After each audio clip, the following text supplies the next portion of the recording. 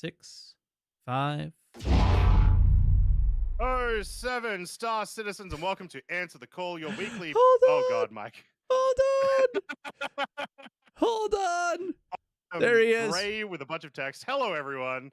It is Answer the Call time. Your weekly, but you've thrown me off now. Your weekly podcast and call-in show where we talk all things Star Citizen, and we are towards the end of IAE. So obviously lots of ship sales going on, lots of news this week, sort of, with their IAE shows and some stuff they've talked about in there. But more importantly, it's my weekly time where I get to look at Mike's face. How you doing, Mike? I don't have a mustache, so that's a good thing. I'm finally done with the mustache. My wife is happy, and everyone in the chat is sad. I'm doing good. It was American Thanksgiving this week, so I had family in town the entire week, so I was a little less involved with Star Citizen than I would normally be. So I'm like scrambling. I was scrambling all night last night, as you could tell. Not prepared for the start of the show today, and scrambling for footage for week in review and all that kind of stuff. So looking forward to getting back to normal and just like playing the game and stuff like that. I've been playing a little bit of Eve, and then also that Eve playing is giving me the itch to jump back in and do the more org stuff and all that. So I'm actually excited to play the game, although 4.0 is quite rough at the moment, I would say. Yeah, I got the itch to like I've been doing phase 3 and phase 4 all this week for thingy, and that got me the itch to like play 4.0 again. And I was so excited. I get into 4.0 and I've got like 60 FPS. I'm like experiencing no server errors or anything, and then just everything's broken. Elevators aren't working, jump points aren't working, blah blah blah. Like it's all just the bugs are back. Yep. And so I was like, oh well, that's disappointing, but yeah, I'm getting the opposite now. It's like we're getting like insanely low frame rates and things like that. But I just did contested zones, and it was super desynced, and they said that it would be. There's some bug going on with it, but the I had 3 PvP encounters and we killed everybody, so that was kind of cool. And then we went to the end of one of the zones, and there was no loot. Like it was like players had looted it, but it was just not there. Like it was weird. Not respawning or not respawning. So for like you've seen maybe that there's like a little gun containers that are like open and they have multiple levels, and the bottom level has a gun and then the top level has the ammo. It just had the ammo, no gun in every single container. It was kind of interesting. So it was like somebody went through and completely cleared the place out, but then they never respawned, or like people had gradually been clearing it out and they never respawned. So don't know, but interesting. Yeah, it's weird. That's like a 4.0 is taking steps forward and back as patch is going, which is somewhat normal, but not fun to see. And we're still technically in wave 1. It's the biggest wave 1 of all, but like we are still technically wave 1. So yeah. We also had IAE all week. Yes. So, including the show that literally started like a second after we finished the podcast last week. You want to start with that? Yeah, we might as well, right? So after the pod last week, we had the IAE show pop up, and probably the 2 biggest things in it was, one, they showed a ton of the Mirai Guardian. It is, Mike, this might be the first combat ship I ever pledged for. Melting for. I get a DMCA for reacting to this, by the way. This is what DMCA'd me this song. Yeah. Every one of their IAEs I've gotten copyright notices for. Very interesting. Yeah. But yeah, so it's pretty cool. Looks exactly like what we expected it to be, a heavy fighter. Seems to have 2 size 5s, couple of missiles. It looks cool. It is a solo heavy fighter, from what we can tell as well. Yeah. Which the only other solo heavy fighter would be the F8. So this is, it's going to be an interesting one. This one, they also essentially confirmed 4.0 during this, right there, coming soon to Spectrum Channel 4.0. Why do you want to see more of that, obviously? Well, I like Mirai already, right? Okay. So aesthetically, I love the ship because, it is just a fat fury. So I'm super into that.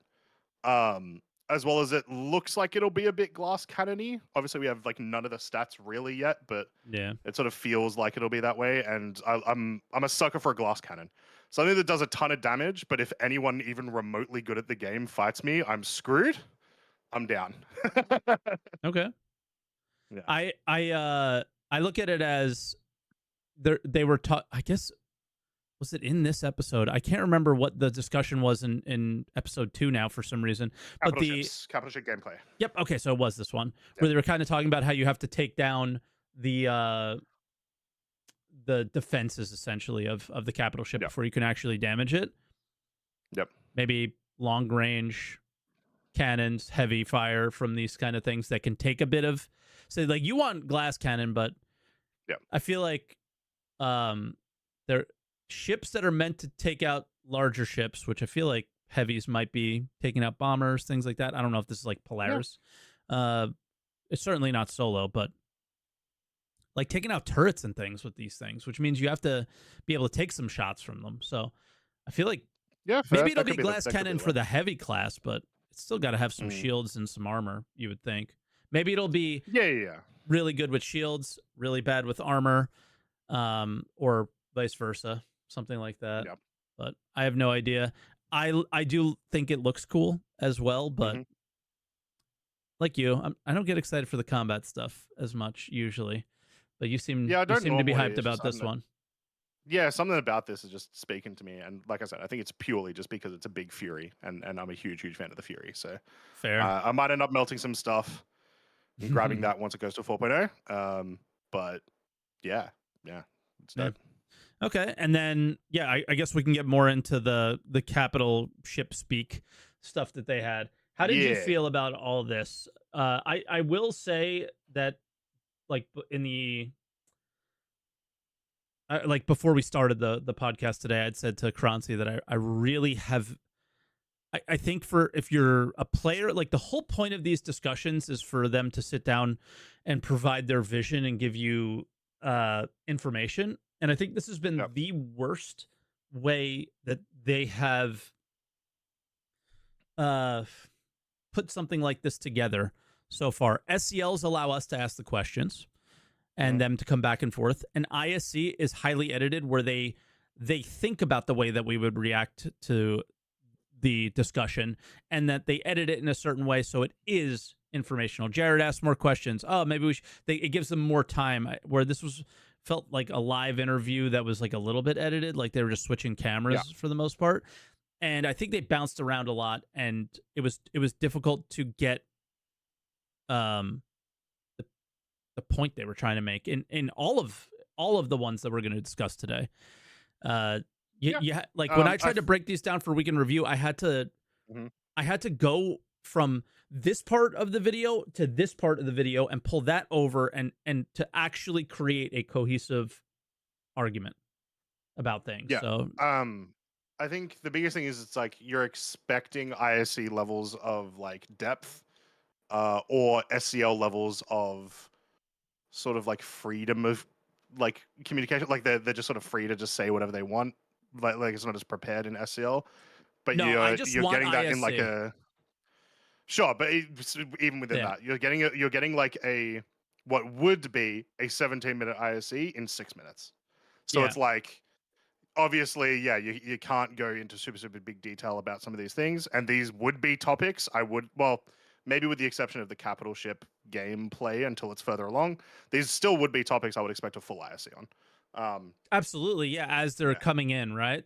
It's like this is just our high level vision, but like I feel like I come out of these asking so many questions. Like, so we talked about it just briefly, was that their idea behind capital ship gameplay is that you need the capital ship, but then you need these other ships that are going to help you fight the other capital ship to take down their defenses, right? And that is taking out you've turrets. Got multiple, not even necessary, like they do mention that as their example, but even to a more there's layers, right? Yes, there are layers that you have goals along your way through the capital ship fights. Yeah, like we got to take out the turrets, we got to take out the PDCs. All right, now our Polaris can shoot the torpedoes, things like that. Yeah. What I found really interesting was that they they said you would have fighters that take out hmm the turrets, and I was like, hmm that makes no sense to me. I'm curious what other people think and what you might think. Is it depends on what fighter. I think maybe it was the example that they gave. I don't know, but the turrets are anti-fighter things. So Yeah. what is anti-turret? Right? Because Sure. the I turret get that, is yeah. rock, what is the turret's paper? He's saying a fighter is the turret's paper. I'm going, I have no idea now because turrets should be the anti-fighter thing, right? So I was a little confused I think by specifically that the part of one the the example discussion. they use is that you'll use fighters for specifically the PDCs, not necessarily the turrets, so that you can get your torps in. I think, yeah, someone in chat made a good point. Realistically, a gunship is probably going to be the thing Yeah. to take out Maybe turrets. things like a Mirai Guardian heavy type fighters that can take a Yeah, bit. yeah. As well as like, and then like I will say the description of like what they envision as a capital ship fight in their head is kind of what I want. It did sound like they were like, we want to have role counterplay within this like massive fight. Sure. Sounds great, right? Who would complain about that? Yeah, exactly. Um, But with what they've I made think yeah, just already, maybe it's hard to be like, I understand. Like, it's hard for me to take their vision and visualize it. mhm. That's where I'm at right now. I'm not saying that it's Okay, bad or yeah, anything like that. It's just yeah, yeah. how how does this work with what we know right now? And it's like, Yeah. I don't know. You know? Well, I was gonna say, well, we got to experience it, Mike. The Phase 3 missions. If you bring a Polaris versus an Idris, it's a capital fight. Just ignore the fact that at the moment, the best way to take down the Idrises in Phase 3 is to put a Polaris right nose into the cockpit and then shoot the torpedoes directly in front of it. Yep. So like that is a thing that's like I do like their vision. This seems like such a bitch to balance in just every conceivable way to make Oh, it enjoyable in that way without there being too many exploits. wait till we get So, to the next IAE show. yeah. It gets even worse. So, yeah, So yeah, it's I still I like that they've got a vision for capital ship combat because we need to have that now because we yes. have the Polaris that is practically a capital ship. And yeah. And once again, I have to remind everybody and myself that the idea of these shows is to say, this is what we are going to do. And then hmm we are to watch them do it. So, Yep. like, we see the PDCs. I don't know about you, but I haven't gotten PDCs to work very well in any time that I've tried to use them. They do shoot missiles, but they don't shoot I have had some ships. amazing ones. So, yeah, I've Oh heard yeah, like, oh yeah, I think Artecius was telling me yeah, that you had a good experience in the 890 jump or something yeah, like that. I just tried yeah, to pull out the players today, but again, the servers were so bad that I wasn't yeah, able to see the hostility changes or anything like that. So I'll wait and yeah. see. But I hear people have been having good times, so hmm I'll take a step back there and not just go, well, my experience was this, therefore Yeah, yeah, bad, right? yeah. But I will say just yeah, on that, the one really good experience I had with PDCs this week, because yeah, for the most part they don't work great, but they'll usually shoot missiles, like even on like not the best servers. yeah, The PDCs just soloed some what are they called? The MISC fighters.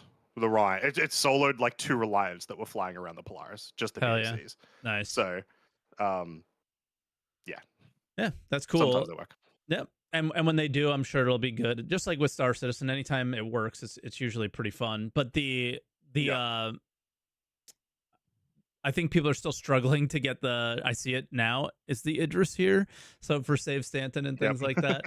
But I think that's kind of we're getting a very tier 0 version of what they want for capital hmm gameplay for right now, and I think we'll Yep. see it grow as we go on. I do want to point out as well that the whole thing that they're really wanting us to use is the right click, so it would be precision mode or something like that. Yeah, yeah. Precision targeting mode. Yeah, precision targeting to be able to shoot these turrets and stuff. So we'll see hmm what happens. I like using precision targeting mode personally. I think it's actually really Yeah. fun, especially when in turrets. Yeah, agreed. And now I think in the most recent patch, you could see the PDCs in precision mode. But yeah, so we'll have to see. What else was in the show? They did the everything else was like sketches, history, yeah, all sketches. Yeah, they have. I said this in the last one, not this one, but the one that we'll oh my talk God, about this was soon. so good. Yeah, this is funny. This is funny. These guys, I like these guys. Yeah. But I The said Law of Earth, Lawmaker's Guide to Galaxy Earth. Jared's been given way too much power. Way too much power.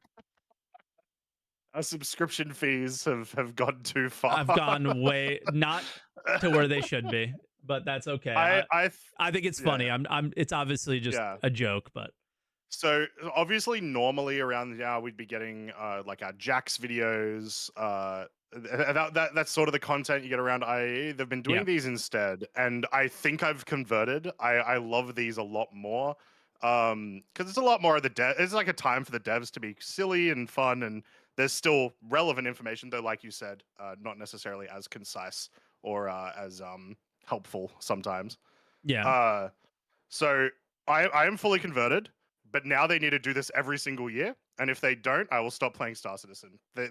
You have upped my expectations for IAE too far now. Okay, I just think Jared is such an important piece of the puzzle for Star Citizen, and I don't think anybody could do the shows the way he does. And if we lost Jared, that would be like, you know how like people like freak out when employees leave? I think the only one that would matter, that honestly would matter, is Jared. So if they need to let him, and like CR, right? And so if they need to let him have his fun every once in a while, even though I'm not into this stuff. I literally just want information all the time. Go have your fun. You know what I mean? Like, I don't care. Enjoy yourself. I don't you want people like him to come to work every day and enjoy their job and not hate it? Yeah. And people like me literally make people like him hate their job. So I'm not going to tell him not to enjoy himself. Yeah, no, he's a huge part of community building for this game. Yeah. And that's the thing. I think these videos are doing a really good job of that.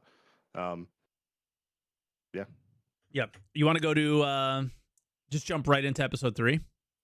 Let's do it. So the first episode of this week, a reminder, there is another episode right after today. The podcast today. Yeah. So we'll touch on that next week. Yeah. The big conversation was in relation to it was master modes, but it was mostly quantum boosting. I think it was a lot of master modes. Not really. I rewatched it before, like sort of, because quantum boosting is a master mode now, right? Yeah. But I watched it a little bit beforehand, and yeah, most of it they're talking about quantum boosting because it's a mechanic that we haven't seen since last year, and still isn't in the game yet. I imagine the way they're talking about it, this is probably looking to be like a 4.1, 4.2 type feature now, though. Definitely not 4.0, yeah. Yeah, no, certainly not 4.0. But then, yeah, obviously they talked a little bit about actual master modes, sort of how it is now, and what will change. The biggest things, nav mode doesn't really exist anymore. It's now is the boost mode, like it is quantum boost now. They're not master modes anymore. Yeah. Which, they're calling them operator modes, which they kind of already were, arguably. The operator modes just were SCM mode travel and nav mode travel, right? Yeah. But they're clumping them together, which, sure, that's fine. But then, nav mode no longer exists. So what does that mean? I think it's pretty simple. It's and they, I think they explain it right towards the end, is they're looking for a default. That's what they said. We want a default. Yep. Default is SCM speeds. That's it. I don't know exactly what we're going to get in terms of going back to getting to higher speeds, things like that. We'll talk about that in just a second. But the idea here is the main mode that players play in when they're playing the game is SCM. Everything when you're in SCM mode is you playing the game outside of doing fast travel. Mhm. That's what they want. And Yeah. the fast travel is your choice. You have two choices. Your quantum boosting, which is Mhm. what we know of so far is, a short distance, somewhat Yeah. short distance, uh, that you are sort of in control of, maybe more in control than Yeah, it sounds than like it might be very in very in control. control. Like, So we'll yeah. see. We'll see. We Yep. might be very much elite dangerous frame shift driving. Yeah. Yeah. Okay, so we might be getting to that direction as possible. Oops, sorry, I just shook the camera. Mhm. Um, and that's a possibility. I don't think we'll have it to that extent of tactile, but I hope we do, Sure. and we'll see. But so that's a thing, and then you have your normal quantum travel mode, which is I am in a Mhm. straight line going from one planet to another, Yeah. and we'll see about that. It's all that stuff is possible. It is hard to deduce from the conversation that they had what quantum boost actually is, other than Yeah. this. I want to go from an OM to a planet side location quite quickly. Yeah. Or I want to go from a planet surface to the station above quite quickly. I think a really good example is something that I will take just a teeny tiny moment and bring up on the screen now, because I think they were probably trying to share their intentions a little bit on this during CitizenCon. We have seen this quite a bit. CitizenCon, the last panel was called Last panel of CitizenCon? 1.0. 1.0. Yeah, Whatever. so Yeah. let's look at that. I'm looking for when we went from the surface to the space station, because they quantum boosted when they did that. Here we go.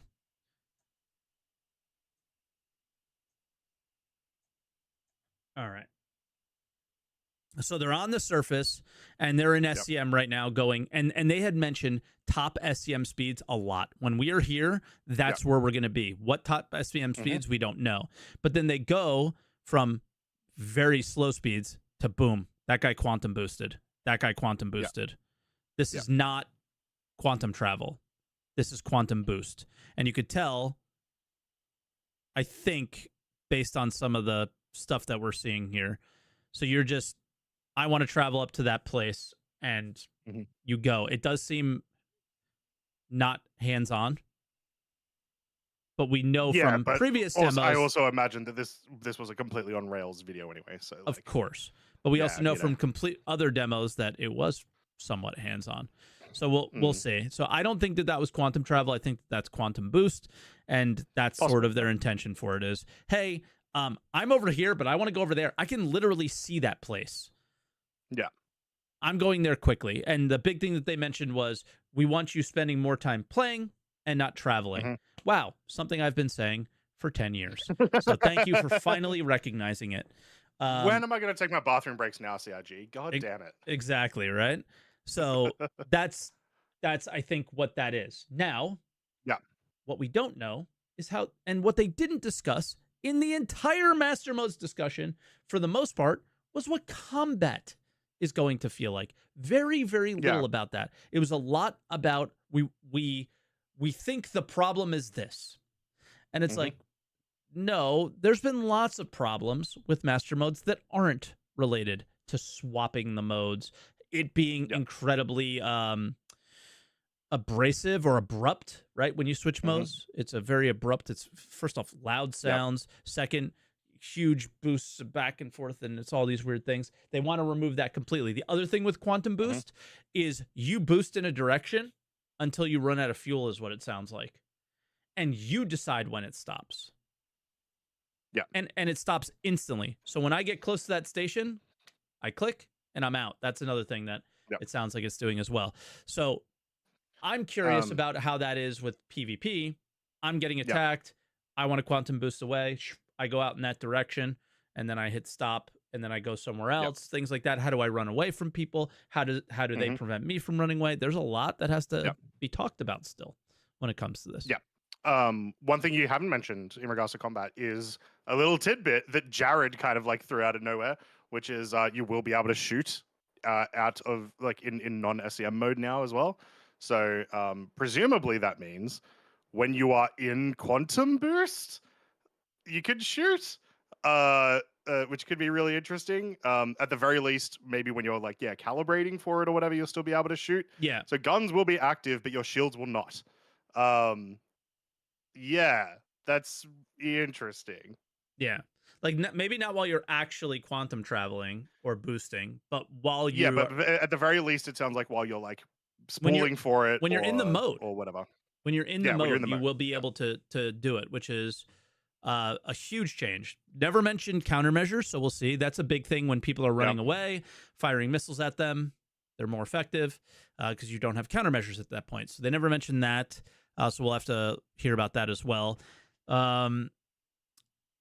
The other thing they felt will solve all their problems, which is hilarious to me. I feel like they're overcomplicating this to like the nth degree, is crafting. And as someone who they talk a lot about crafting, yeah, as someone who absolutely wants to play the industry side of the game and do crafting and all that kind of stuff, and specifically for PvPers, I want to make the PvP ships that PvPers want to use to do whatever PvP ends up being, and territory control and all this kind of stuff. I want to be a part of that. I want to be a part of the wars. Whatever side I'm on, the winning side, the losing side, doesn't matter. I just want to be a part of it. And I hated the conversation about it. It was very really confusing. Yeah, it's again, they're so vague, they're so confusing, and they're doing less for this conversation to share their vision and more to make it confusing and almost kicking the work that should be done and should have already been done for master modes or just generally the flight years ago, and saying that crafting is going to be the solution for it. So if I want to be in a Gladius and fly fast, I can. If I want to be a Gladius and be more tanky, I can. If I want to be at a Gladius and have more capacitor, maybe I can. But then they don't go, but there's no trade-offs. We don't know anything. So it was this very like, don't worry, we're going to fix master modes. But I don't understand how I don't feel good coming out of this. I don't feel better coming out of this video, I would say. What I got from the crafting talk conversation section was that they're actually doing something very similar to Eve, which is because crafting is a player, well, hopefully I don't think they've explicitly said that NPCs can't craft, but that certainly is what it's been feeling like. Jared basically said it. Like, cool, sweet. Or Jared or Rich, I can't remember who, but they basically said that only we will be doing the tiers is what was implied in this video. So because that's a thing, because it is that, it means you can move things like the metas of really whatever thing that you're doing, PvP, mining, whatever,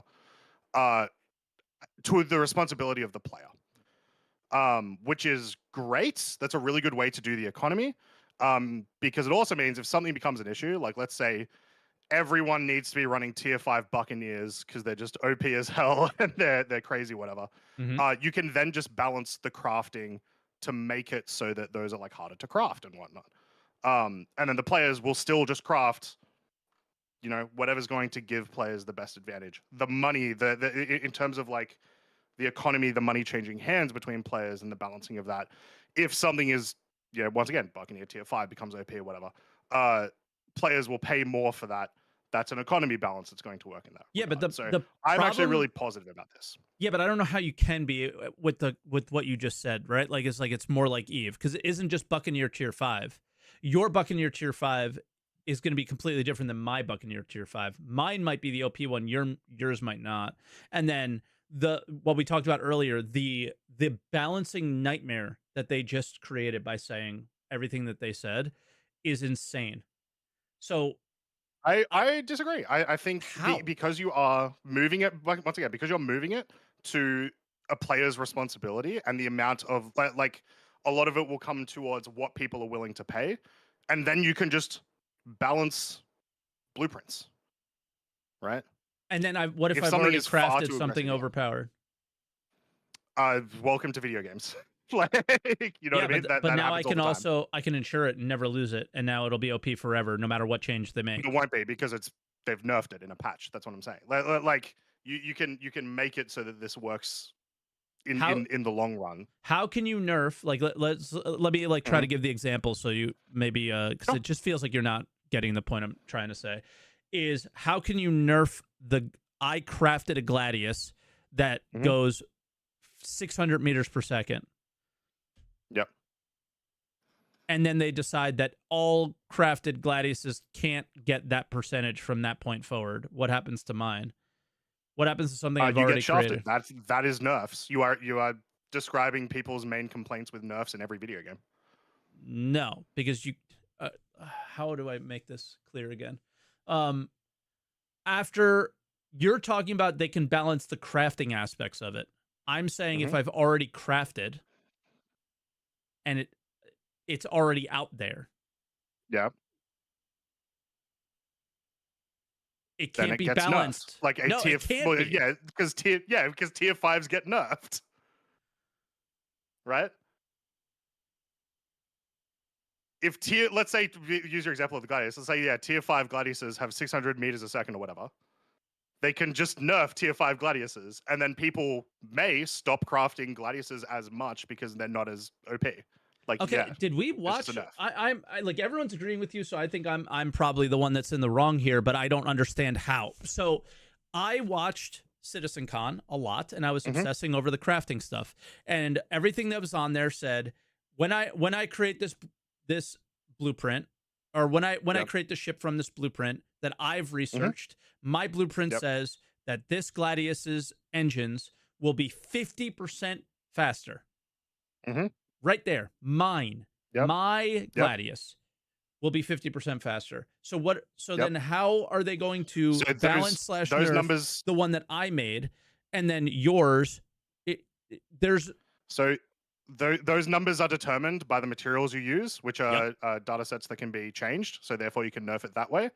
So they can say, hey, your Gladius got that 50% extra speed because you used 99% super high tier gold. Well, if you use super high 99% tier gold, now it is slightly less. So then it just retroactively nerfs it on that Gladius. This is so annoying because people are not understanding what I'm trying to say. Is that if my Gladius is already going these speeds, that I've already made these changes to the ship itself, is I've already made the ship. So then so there any like blanket thing that you would apply. Yeah. Oh, holy fuck! Unless they I'm genuinely confused. Why can't they nerf the ship? That's the whole fucking point I'm trying to say, is that you are trying to balance, like you are trying to balance 100,000 puzzle pieces instead of 100 puzzle pieces. And what Eve does is, instead of saying, there's 47 tiers of all the different components. I mean, there are all different components and stuff that you put on the ships, right? But they say that this ship has a bonus to these things. That's what you use this ship for. The Gladius would have a bonus to speed. And that's what it would be. And then I can put a better drive on there, things like that. Yeah. But if everything is so free flowing all the time, you're making balance 10,000 times harder for yourself. Instead of course you are, but that is the exact same case in Eve. The amount of components that you have in Eve, and the amount of when you also include like fashion components and stuff, those sort of things get balanced all the time. And it is a lot of things. Yes, right? Of course, but that is I don't see why you wouldn't be able to do that. Because that is a specific item. So a faction micro warp drive, let's say, is a specific item in Eve, guys. And if they feel that thing is OP, all of those items will be nerfed to the same blanket speed. So if I'm understanding what you're saying correctly, then the Gladius's engines or maneuvering thrusters, whatever would be the factor here, would be nerfed to a cap top speed then. That's what you're trying to say? So I'm trying to understand what you're saying. Because what I'm saying is that I've gone above whatever that cap would be because I've already crafted it. Sure, but like, I still don't understand why they can't bring it down after you've crafted it. I don't know where the disconnect is here. I'll try to. Here's like my overarching point because of the way we've moved a little bit away from where it started. Ooh, I think what Rattlehead just said in chat is probably the solution to all of what we're they saying. changed the base stat. Sure, sure. I'm not talking about specific stats changing. I'm just saying that they can alter these stats, right? But the biggest thing is that right now, if they were to introduce crafting as it had sounded, like there's the economy balance is like a big problem. Eve does economy balance really well by the more expensive, the more rare stuff costs more. If something is more expensive to craft, it costs more, and that is its own form of balancing, right? Yes, but they also limit that each item and ship. They do. Like hard limit those things. Yeah, they do. We are in control of those limits now, and that's what I'm trying to say is the balancing nightmare. But those, I don't understand why those limits can't change if something becomes a problem. I think they can, and I think that what we read in chat is the thing that I think I was missing, and now I'm understanding a little bit better, is that if you change the base stat, whatever I did after automatically would be reduced to the max level that, like, let's say I made an absolutely broken max Gladius. This is there, you cannot get better than this. And CIG went, whoa, holy crap. That is 20% Mike's too fast. broken the game. I broke the game, right? Let's say I broke the game. Yeah. They say that's too fast. Okay. Well, what do we do? Then they have to nerf the base stat of the ship, because whatever I applied, what my argument is whatever I applied is so many moving parts that it is impossible to balance. It doesn't, just for that specific example, it doesn't necessarily have to be the base stat. They could also just nerf cap the rate, not even necessarily cap. The example that I was trying to use was like, let's say pristine gold gives you like extra speed or whatever on on an engine, on a scale. Yeah. You can nerf the scale. You can make it as it goes higher, it's not as aggressive, that sort of stuff, right? Okay. There's plenty of things that they could look at to nerf.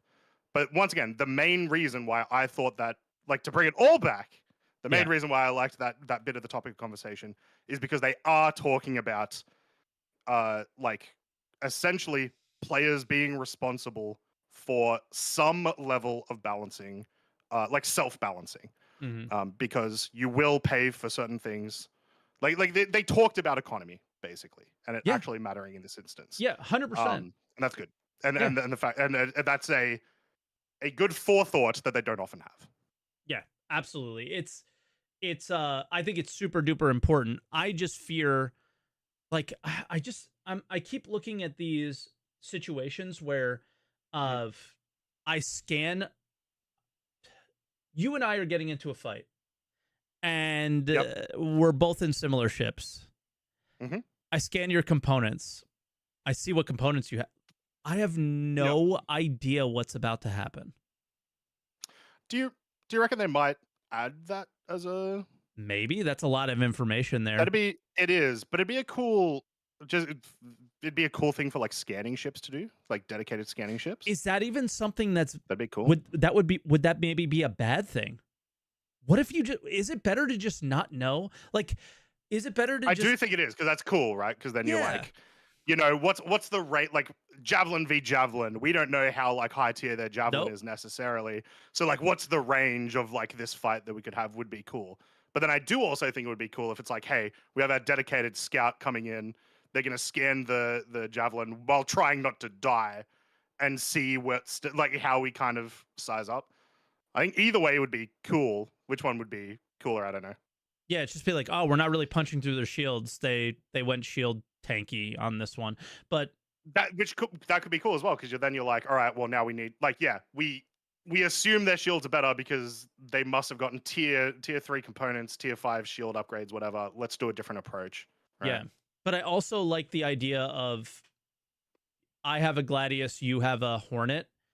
and I know, like, they said that they wanted to like keep things simple, right, for the most part. And it's like, if you have a Gladius and I have a Hornet, I mean, that, Star Citizen simple. yeah, but that was actually the theme of the show, believe it or not. I know we're getting deep here, but the theme of the show was actually keep it simple, stupid for the most players. And like if I have a Gladius and you have a Hornet, or vice versa, it doesn't matter. That I know what your weaknesses are and you know what my weaknesses are. I mean, we talked about Eve again, and we could bring it up again. Here is that I don't actually know I'm still so new to the game. Minmatar is good with shields, and Kaldari is good with armor. Like there's missiles, whatever, right? So there's certain every faction has a ship type in Eve, and that faction has its weaknesses and its bonuses. So you can have like let's use mining ships as an example. We only have one small mining ship at the moment, but the reality I think we would want to see is that there would be maybe 4 or 5, and each one would be slightly different from the other. Now that we have complete control over the ships, I want to hear a lot more about the base stats of ships. That's what that's basically the big conversation that I'm having, and I'm glad Rattlehead, and I'll definitely call you out by name, put that in the chat, because that was the point that I was trying to make. Is I still have a Gladius. I still want to have a Gladius. They made it sound like bringing Avenger 1 up here, because he's the one who's been advocating for, I want faster speeds, I want faster speeds, I want faster speeds. It almost seemed like they were talking to him in this conversation. Was, if you want to be that pilot, you can be, but they also said, but you would choose an interceptor and make it faster. And it was like, well, the interceptor goes fast in a straight line. Guys like Avenger, if you're listening to this, I'm not trying to put words in your mouth. I'm making an assumption here, so I apologize if I get it wrong. Is a lot of those guys used Gladiuses, used arrows, used these nimble, like positionally controlling ships back in the day, and they loved that, and they want that back. Will those still be those? Like, will they be able to do that again? Right, is the question based on what they're asking for. That's what those pilots want. They want that positional combat again. And will crafting be enough to bring it to that as well, right? Like it might get us a little bit there towards that old sort of feel, but is the base arrow going to be super nimble, but I can get it to where I want to get it? And then what's the downside? What do I lose by choosing that path? Right? Because like we mentioned in Eve, they're good at shields, this ship, but it has no armor, right? Or it's good at defense against a certain type of weapon, but bad against another. And they mentioned no trade-offs in this talk. I want to hear. I want to see those base stats, because that will be the trade-off. We are using Eve as an example for that. That is like every video game. That is that applies to so many different things. So. Yes, except for this one, it seems, for the moment. And I would be curious if the base stats of a Gladius would go down a route that the base stats of an arrow wouldn't, and they would be the same class of ship. They would just be different company or different faction in the Eve example, and then you can take the Gladius to a certain place that you may want to take it, but maybe the arrow goes the place that you really want, and the Gladius wouldn't be, and so you would be an arrow pilot because that's your shit, that kind of thing. So it sounds like that's what they want to do, but how? And it was so vague, and I need more. You need to talk more about these things. Or I will say they are putting a lot of heavy lifting on crafting, which is a little fair. Crafting in like these kinds of games usually does have a huge impact. Yes. But it's going to be interesting to see just how much of a sort of crutch crafting becomes over the course of the years. I'm glad you said that. Yeah. Also, I will tell you my one concern about this talk. Racing. Am I just going to be quantum boost racing now? Well, I really want to know what the deal is. Hold on. Maybe are we going to get like a racing mode, or? Well, no, maybe it's your base stats of the ship. You know what I mean? Your Yeah. base stats, those base engines, those base maneuvering thrusters on those ships, and then if you, but maybe those ships, and you need the racing power plants and the racing these things, and then those just can't handle like as many weapons, or they have to balance those ships so they could be so super speedy and so fun, but not compete in PvP, which is something that they have never successfully done to this day. I will say, luckily, the new all of their new racing ships just now don't have guns, which great. Awesome. They're just missiles now. They're missiles. They are torpedoes. They are size 12 torpedoes. But yeah, so that's one thing I'm just a little concerned on anyway, and seeing how that goes. Can I say my huge concern before we move on? Because that's when I said that you're. I'm glad you brought that up. Is crafting. So the thing that Rich Tyrer said is, if you don't want to craft, you don't have to. You'll just buy from the crafters. And the example that he gave was a PvPer. And we got to bring up Eve again, because it's the I think it's the best. It's the closest cousin to Star Citizen. Just Star Citizen is more first person and more tactile, but the games are very similar. When you PvP in Eve, what do you do after you kill someone? You loot them. You loot them. How do you loot somebody how do you loot a ship, another ship in a Gladius? How do you loot another ship in a Buccaneer? How do you loot another ship in these common PvP ships? You can't. You cannot. Very quickly. No. You sort of can. So a lot of the you cannot to continue using Eve as your example. A lot of the smaller Eve ships have terrible cargo holds, but and can only loot very small things. They do have them. They can. You also can, but you'll only be looting like things on someone's body, which at the moment completely irrelevant. Yeah, at the moment completely irrelevant. May be relevant in the future. So the other thing that you would have to do in Starset is if the thing you have taken out would be very valuable, you're going to have to either mark the spot, go back, get a ship that can loot it, come back, and then grab the stuff, or sell it to someone else. All right. So this is fun. Here's a comment from the chat. Hello, it's an MMO. You have someone in a ship looting nearby. Yeah. Hello, it's an MMO. And I'm not one of these players, but there are solo PvPers in this game, right? And there's people that want to play solo in this game. I am pointing out very, very, very, very obvious broken flaws of this game and its experience for those type of players right now. Based off of the example that he gave, there is very little arguments that you have. Yes, you could swap components only if they're better. But my argument is, I see that in chat as well, so that's why I brought that up. Yeah. My argument here is that even if I solo PvP'd, I could take probably the most valuable component off of somebody's ship in Eve and take that and sell it. How does a solo PvPer make money in Star Citizen? How do they?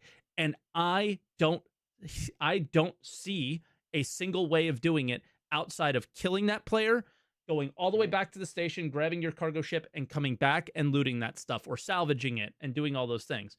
Do solo PvPers want to do that? No. So if you are going, and not just solo PvPers, unless it is extremely lucrative. Yes, everyone will do anything if it is extremely lucrative. Listen, you won't survive. I don't do this normally, but some of these comments are just so insane. Listen, you won't survive solo PvP anyway. Okay, dude. So I think you're bringing up good points. Yeah. I don't think there's a lot of sort of stuff for them at the moment to sort of sit back on to make that work for solo PvPers. I'm not doing this for you, Croncy. I'm just reading chat, and I can't do it anymore. Solo PvPers make money when they do assassination contracts. That is not PvP. That is not PvP. It is, but they don't want to run missions. Like you have to. It's a bunch of people in chat that don't participate in this kind of gameplay. Solo PvPers do not want to do bounties, guys. They want to kill people, and that's it. Yeah, that's it. I was going to suggest you could use the reputation system to make it work in some sort of way. So you're a solo PvPer, you team up with Xenothreat, whatever. similar to how we have like call to arms, you could just have the like, and I think they did it with like one of the Ninetales lockdowns basically had this. It was like call to arms but for pirates, right? You could That have could that help. be a part of it. I can't think of any other way at the moment in the game system how you would get it to work for specifically solo PvPers. I guess, well, like, yeah, I guess one of the options would be there are lootables that are small, like really, really small, right? That you can put on yourself, that you can fit onto your small ship, which I don't think would be the worst. Like you could immediately think of things like an AI like chip or something gets looted that's very small that you can chuck in, or Yep. like a medal or whatever. I- Players dropping like dog tags like Tarkov, right? Yep. Could also be like a sort of similar example. Let's use So let's use the arrow as a good example. Arrow's Mhm. a gold standard ship. It has a Yep. little inventory space. Mhm. They just let me put one component in there, maybe two. Yeah. That's it. I think that Yeah, I don't hate and that. that's it. That's the solution, I think, is Yep. just let me use, I know it's a small ship. That's okay. Let me put a little something in there. Let me put a little Yep. something in there. A ship weapon, maybe not, but maybe a shield can definitely fit in a. It even Mhm. physically looks like it can fit in there, right? Yep. Something like that.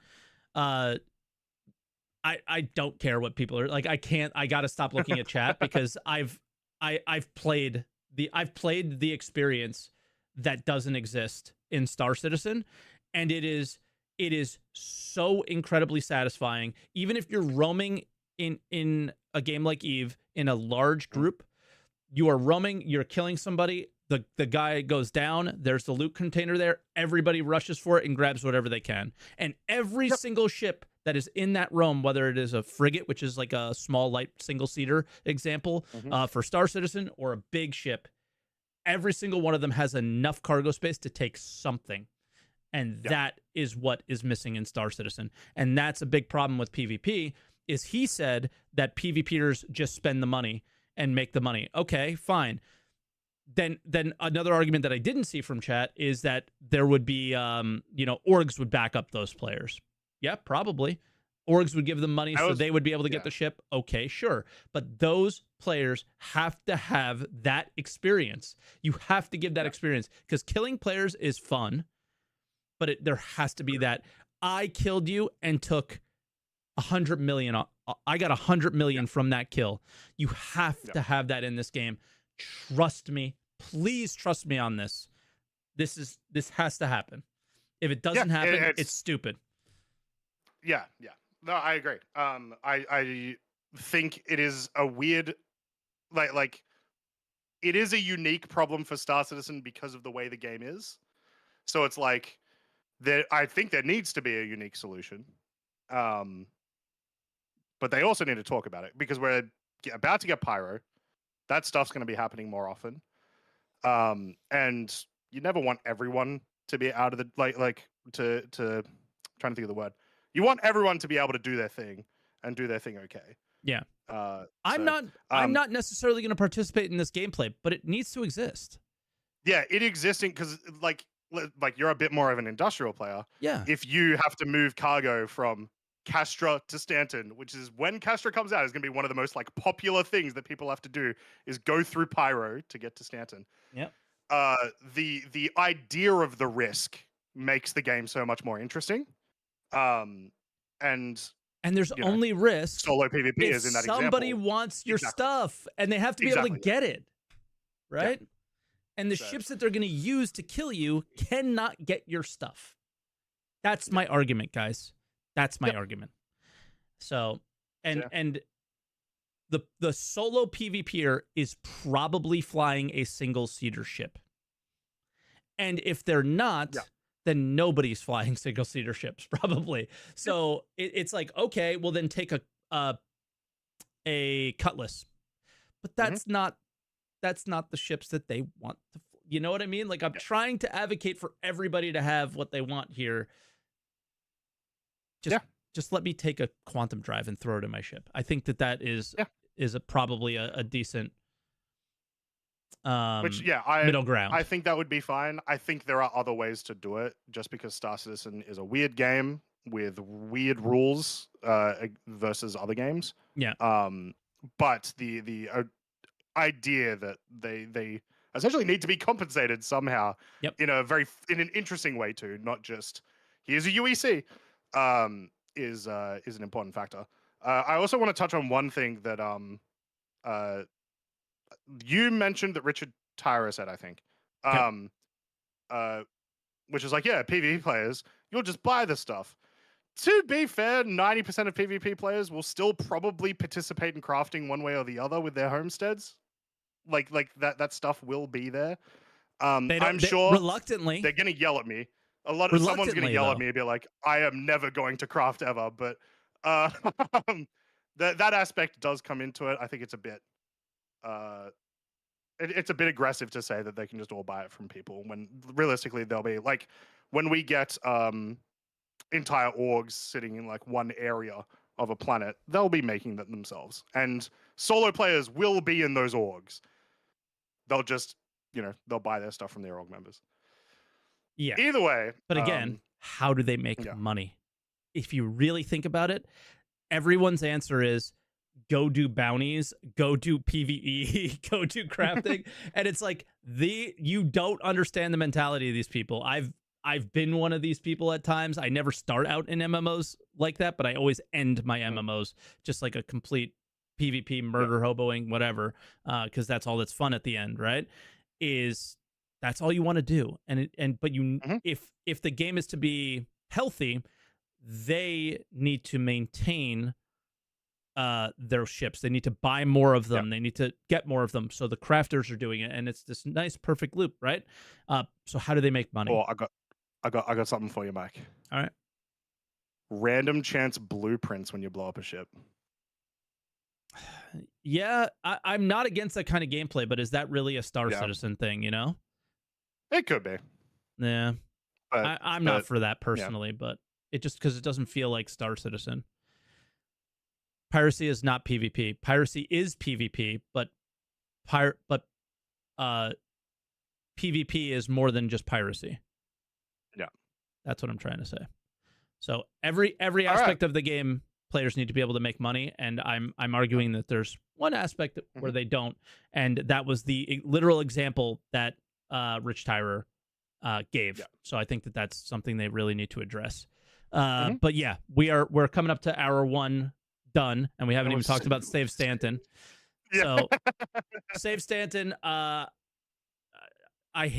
absolutely hated it, but I see the potential of the resource gathering stuff. That's exactly where I was going to go. So this is the first resource gathering mission, technically, with maybe the exception of the original Nine Tails Lockdown, like medical supplies delivery mission. And yeah, sweet, hell yeah, I'm keen. It feels like they are like this. It was bad. It didn't work. It was terribly balanced. I did it in 10 minutes. It shows the flaws of the current all the stuff. Yep, exactly. It shows the flaws of the current cargo system. It's like, wow, this is incredibly tedious and annoying. And, yeah. But I like the idea that there was a mission that if you wanted to, you could go mine some Bexalite, go mine some Agricium. You could refine it and hand it in for a mission and make some money. That is awesome. That is a huge deal. We need to see it at larger scales. We also need to see it work with refining jobs, because if you take the mission right now, the refining job is going to take so long that usually the mission will either fail or you're just sitting there doing nothing for too long. Yep. But in principle, awesome. So I don't know about you. Do you feel like we're getting a couple of new mission types in 4.0? Very few. Do you think this is another test for that? Do you think we'll see some 4.0 gathering missions? Yeah, I would imagine that whatever we had here will probably end up there. It's It almost has to, I would think, but I just didn't like the idea that it was buying the cargo, and the cargo was so readily available. Yeah, that I didn't like. That's why I Yeah. I like the idea of the Bexlite and Agricium stuff, but then just the like, hey, sit here, buy some hydrogen. Okay. Like once again, you could also, if you wanted to, you could go do some bounties and you could loot boxes from those bounties, but that aspect is far too random, and Yeah. so like you'd be doing it for a while till you have like the right combination. Yep. I just think there's a couple things that need to change, and we know that they're going to do it. I've talked about it a lot on the podcast. Like, if I have an Argo raft and I'm going around, so I have 96 SCU, and I just needed what usually was somewhere around 30-ish, maybe 45-ish that you needed for each mission.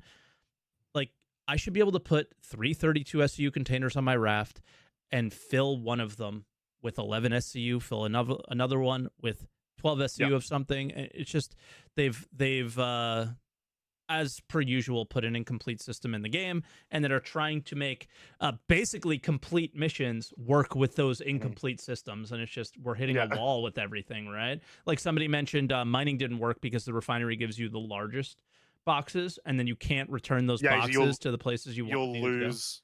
Like if you had like 16 SCU of Bexalite and you only needed 4, you would just lose it all. Yep. Yeah. It's just like, what?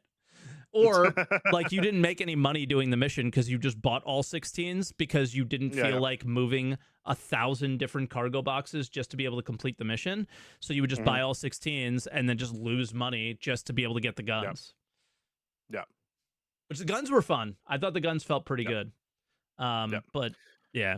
I will say the person that said, what about though. solo players who don't want to mine? Well, you don't have to. That's fine. The fact that there is multiple avenues to do this mission is good.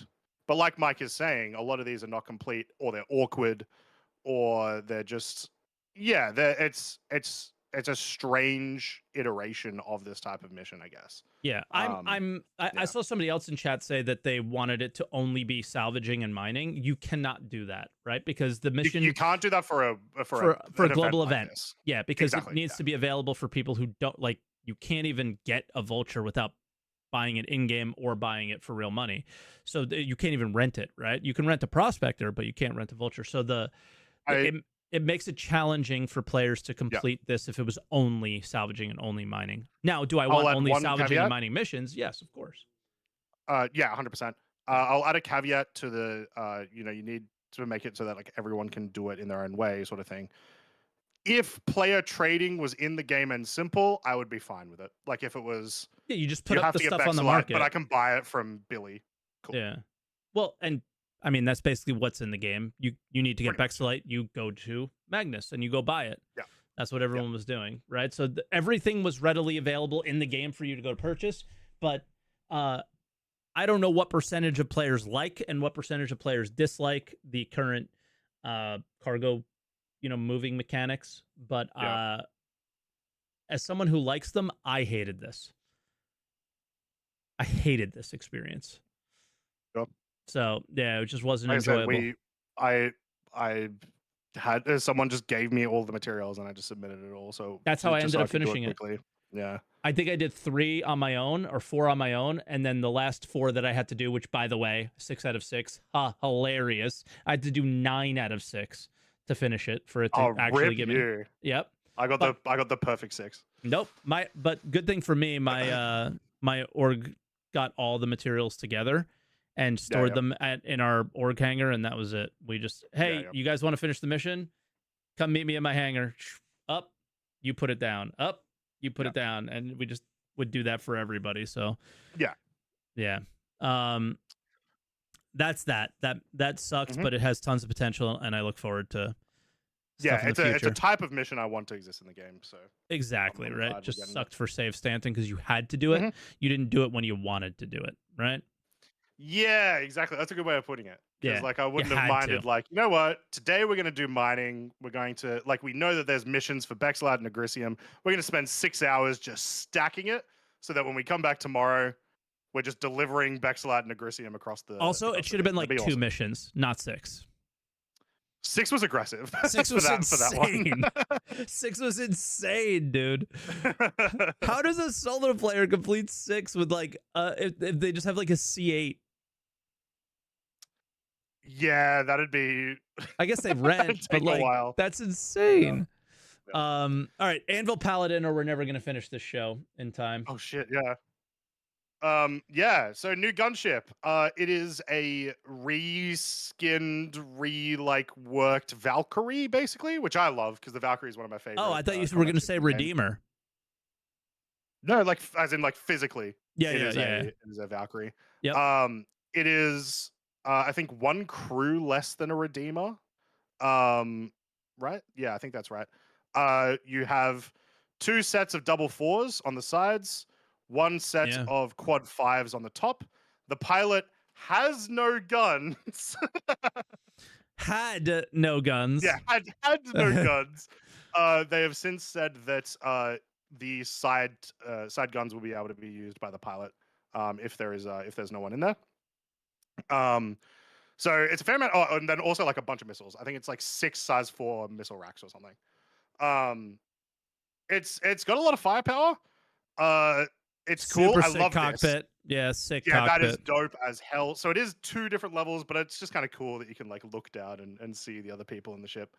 But yeah, it is a Redeemer competitor. As long as they make it nowhere near as maneuverable as the Redeemer, it could be cool.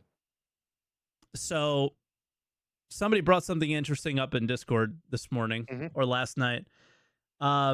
We had a Redeef, we had a nerf. Redeemer nerf, a Redeef. Where it used to have a size 5 turret. Yeah. And now it doesn't. It used to have 2 size 5 turrets. Yeah. Right. And now it doesn't. Yeah. And but now this still does. This does, but the Redeemer still has 2 more guns. And is way more maneuverable. Well, we don't know how maneuverable this is, but they made the Redeemer more maneuverable at the same time.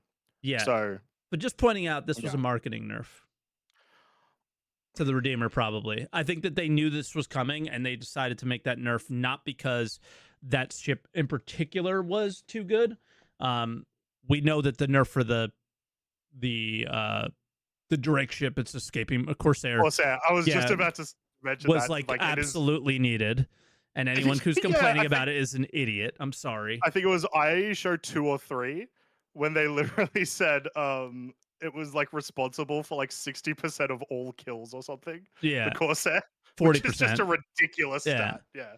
So like obviously that's insane, right? But I don't recall the Redeemer being that excessive or anything. It was strong. It had a time where it was strong.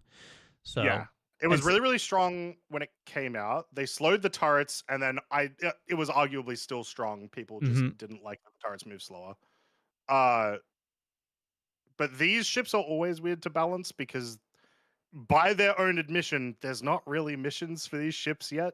Yeah. Jumptown was sort of like what it should have been.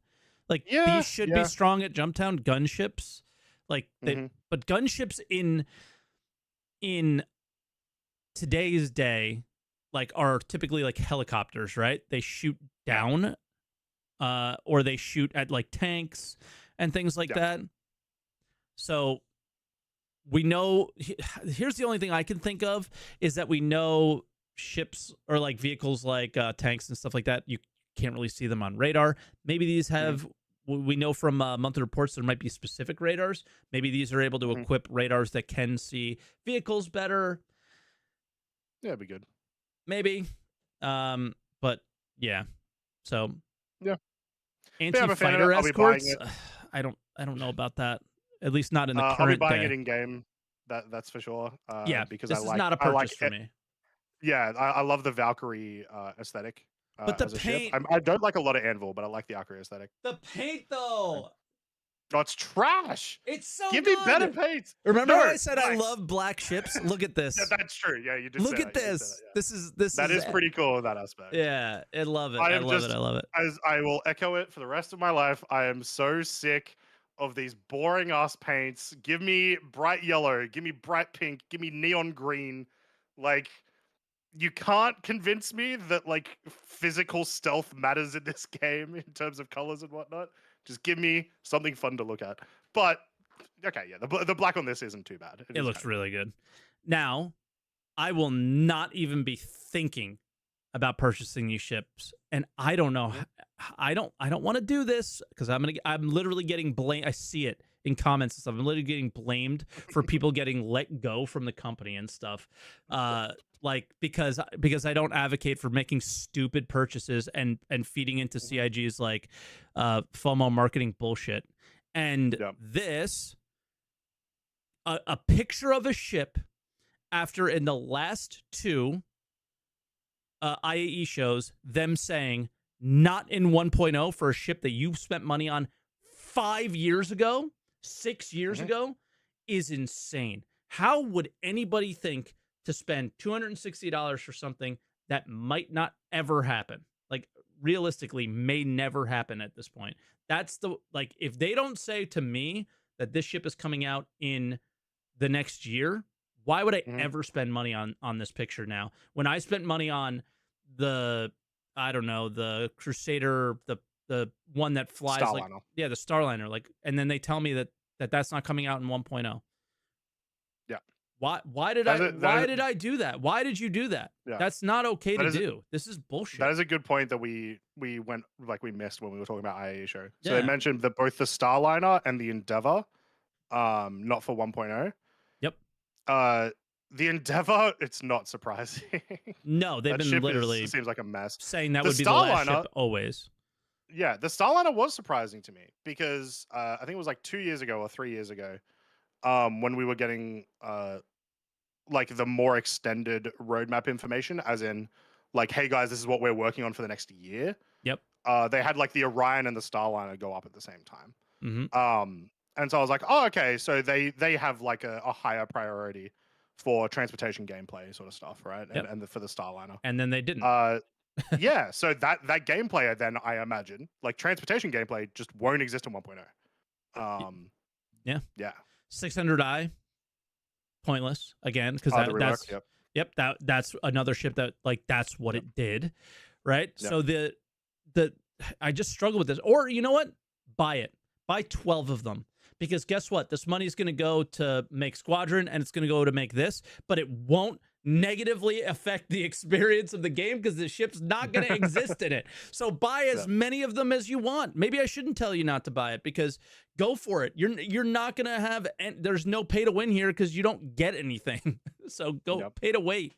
Go for it. I did see a lot of people melt their redeemers for this. Because it's the you'll get a redeemer as a loaner. Anyway, exactly, right? So is that the opposite of what we were talking about before? If people sold the better ship, so this was explained to me a little bit. Is this kill, if it's cheaper than the ship that it's better than, it kills the kills CCU. The better ship, the more expensive ship. It kills the CCU. Yes. You can't CCU from that ship to this, so you have to use whatever store credit you have left, or add more money to it. Yeah, interesting. Is what people are saying. I don't know if they're that vindictive or whatever. They might be, because their job is to make as much money as they possibly can, right? To keep the doors open. And to be clear, I want that to happen too. I just want them to do it in a way that doesn't negatively affect the game. And buy as many of these you want, because you're never gonna fucking see it, I think. So it doesn't matter. In both support of what you were saying before, and also, well, just extra points, I guess, to be added about what you were saying before, with, like, you never know when the ship is going to come out. Every concept ship in the last, like, 4 years for IAE, so we've got, like, the Odyssey, the Arastra, the Perseus might be an exception. They're not coming out for a while. They're not getting worked on for a while. Well, Perseus maybe, right? That's why I say Perseus the exception, because I talked about how it's on the 12 month. Oh, sorry. I missed the exception part on it. This is a lot smaller than those. Yeah. So the standard is that we probably won't see it for a while, but I don't know. But it's small, and it already looks like a ship we already have. They might have all the assets. It's a modified Valkyrie. So there's a lot. There's still a lot of work to do, but there's a lot less. But if they don't tell you when you're getting it, if it's not in a silhouette, if it isn't any of these things, I'm telling you, I'm not touching it for even store credit. Why even bother? right? That's just how I feel at this point, because now we are in the, it will be there at launch or it will not be there at launch. And you are buying ships in this game to have them at launch. That is the main benefit for buying spaceships for real money, is to have it on launch. If it's not there, why did I spend money on it? And that's what really pisses me off about some of those things, is that every concept they should have made beforehand should be in the game on launch. And that is garbage. And it is what it is. Like, I understand why it's happening. It doesn't mean it's not shit that they did it. Yeah, right? exactly. It's a bad experience, of course. Horrible. You know, but we have so many callers. They do. Just to make one more point. Go for it, and then we'll get to them. Does that point speak to them having a realistic timeline for 1.0, possibly? Yes, which is a good thing. Which is a good thing. But it's like they're doing what's best to get the game out, but they're not doing what's best for the people who invested in you to get the game out. Sure. So it's just really sad. It's they're doing what they have to do. I'm not knocking on them for it. It's just they continuously make ships that nobody asked for, and they're not making the ones that people already paid for. It's just screwed. So yeah, it is what it is, but can't do much about it. Ready for some callers? Guys, everybody that we have 2, 4, 6, 8 callers. I want to get to all of them. We are keeping you short and to the point. That goes. I'm gonna time you guys. That goes for you, Artecius. You're going last. All right. Bring it in. We want to set it at like 5 minutes? Max. Like 5 minutes, cool. and you are out. I'm literally cutting you off and you're gone. Because we have to get to the IAE show stuff. All right? Yep, easy. Punjistik, welcome. Punjistik, how you doing? Hello, hi. Thanks for having me on again. All right, I kind of wanted to circle back to the save Stanton stuff and capital ship gameplay and CIG's intentions for that. Bring it. Yep. So just my limited experience, 6 or 7 of the Idris missions, just in save Stanton, seems to kind of lend itself towards capital ship gameplay, shaping up to what CIG envisions. Sure. Yes. Bugs, but bugs. I was gonna say not bugs aside. Yes, but it's also too exploitable.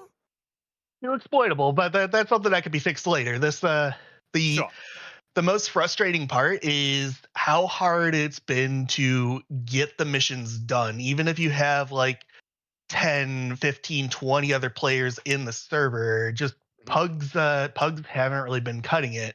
The only time that I found we've made any inroads with the mission, getting it done before it bugged out, getting it done before someone boarded it and ran off with it or whatever and broke the chain for the rest of the server. It seems to lend itself towards orgs being a much more important facet for these like larger world events, which I'm fine with. I'm happy for these for orgs to take a more prominent role in like something you want to join, because it allows you to play the game in a more capable way. Yeah, I just think that for the first, like, Overdrive was very similar, and for these first couple, you could tell that they tried to make it so you could play as a solo player, but then they did phase 3, and it was just like, yeah. In Overdrive, they gave you a javelin to help sometimes, and that made it easier. Yeah. I think it's important as well. It's like there is no dedicated gameplay for large groups yet. This also feels like kind of a test for that. It's close. So yeah, it's very close. It's just, once again, right now, super exploitable. You just put the Polaris right in front of the cockpit and torpedo it, and GG. So the one time we did board the Idris to complete the mission, because they want you to do that as well. One of the it's an option triggers for it completing is I believe it's the pilot dying. Correct. Yeah. Was super cool, because I never really had a good experience doing I don't think anyone did, when Xenothreat, the last time Xenothreat happened and like you were supposed to jump onto the Idris and like take it over. I had terrible experiences there. I had a little better experiences here with Save Stanton doing it. And that gameplay is so cool. But once again, like it's finally gameplay for big groups. Yeah. So. Yeah. It's just with the first rewards like that only being difficult for solo players, kind of kind of rough. But yeah, I'm not gonna knock that too much. It's that's as a global event, that is when we 100% need our group finder. If you want to do that, you want to have an event where people can get some items. Solo players need to be able to get into big groups easy. Yep, 100%. I would say it needs more than just a group finder, because like in a couple of the missions that I ran with the basically pugs, is we had the 10, 15, 20 players, but everyone was kind of in their own category. People had brought light fighters. Only a couple of people brought 2-person Polarises. No one was really on the same page, and that's why I say this sort of event leans towards you need an org if you want to participate in these things, and there's not really and maybe this will come with the org rework stuff, but there's not really a good way to find an org that A, you want to join, and B, can be comfortable joining and sticking it out with, because there's not a lot of information telling you what the org is about, not just in terms of gameplay, but also culture. Things that you're likely to experience. Maybe you're the sort of person like me who doesn't want to hear the gamer F word ever. And maybe org you join is fine with that. Maybe there's they have a pretty lax opinion on how to treat people with certain personal opinions about certain world events or whatever. There's cultural elements that just aren't able to be reflected in finding a group that I'm hoping maybe through tagging or something they add to the org system. Yeah, I think a lot of the systems they talked about at SysCon will probably alleviate a lot of those concerns. And so I'm just hoping that comes out really soon. It's real important that we have these. Like you even mentioned, a pug system might not even be enough. Do not underestimate how much better it is for people to just be able to click a button and press apply over typing in global chat, hey guys, I'm really interested in doing this thing, blah, blah, blah. The disconnect is that much extra. I will also say, we have approached the 5 minutes. If you have anything else to say. No, that's mostly it. All right. Awesome. All right, thank you for having me. Later, no problems. Just being on. Okay. So next one, and I was getting them all ready, is Rakaydos. Hey, how you thank doing? you for having me back. So 2 things. So for PvP looting, there's something I'd like to see and something that already exists. Most of the single seat fighters are small enough to fit in carriers like Polaris. So if you're going to be using even a medium fighter for PvP, you're expected to go back to your carrier ship and use that for looting. But what I would like to see to improve that possibility is letting size 1 components actually fit in a backpack. Or a size 1 shield or cooler, put on a rifle rack. Yeah. Oh, yeah. Even just a rifle putting rack. it, That'd be putting it on your backpack, not even in, right? Yeah, kind of like how the gadgets have that slot underneath some of the backpacks, right? Yeah. Yeah, that'd be cool. The size ones are small enough, right? As in physically.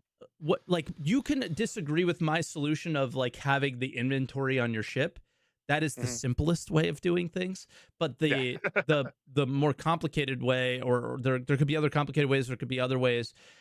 Just let a player in a single-seater ship loot something that would drop from another single-seater ship. That's it. Yeah. All right. I don't think I'm asking for anything too crazy. Then there's the gunship drama. Yep. I'm going to skip the history lesson over the gunship class, but something I would like to see is for the Corsair, just give that co-pilot an actual turret for those guns.